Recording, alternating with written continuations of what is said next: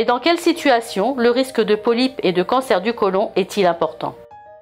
Le risque de polype et de cancer du côlon est plus important dans les situations suivantes. D'abord, un âge supérieur à 50 ans. Ensuite, le tabagisme. Mais également la consommation d'alcool. Les personnes qui fument et boivent de l'alcool sont exposées à un risque 4 fois plus élevé que la moyenne. Un niveau d'activité physique insuffisant, mais également une alimentation à forte teneur en viande, en graisse et en protéines, mais aussi des antécédents de colite ulcéreuse ou de maladie de Crohn, mais essentiellement des antécédents familiaux de polypes, de cancer du côlon ou de cancer des organes reproducteurs chez la femme, comme les cancers de l'endomètre, de l'ovaire ou du sein. Comme la plupart des cancers, le cancer du côlon semble s'expliquer en partie par une cause génétique, par des facteurs liés à l'environnement et en partie par des facteurs aléatoires.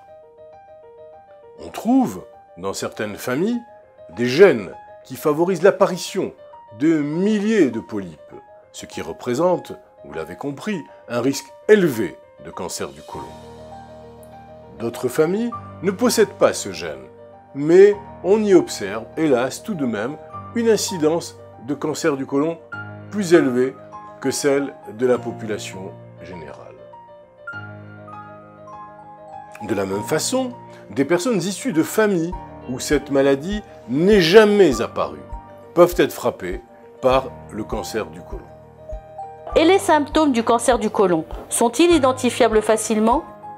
Les polypes et le cancer du côlon peuvent provoquer une hémorragie lente et constante dans le côlon. Le sang va se retrouver alors dans les selles, mais il est bien souvent invisible.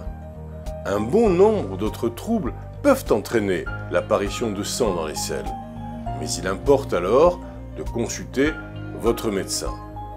Souvent, les pertes de sang restent invisibles, mais leur effet se fait sentir sous forme d'anémie ferriprive, c'est-à-dire une anémie qui se traduit par une carence en fer. Les hommes et les femmes ménopausés qui présentent des symptômes d'anémie doivent subir un examen médical. Le cancer du côlon peut provoquer des symptômes vagues, comme une perte de poids ou des troubles du transit intestinal, ou peut ne causer d'ailleurs aucun symptôme. Le plus souvent, le cancer du côlon ne provoque aucun symptôme tant que le stade de la maladie n'est pas avancé.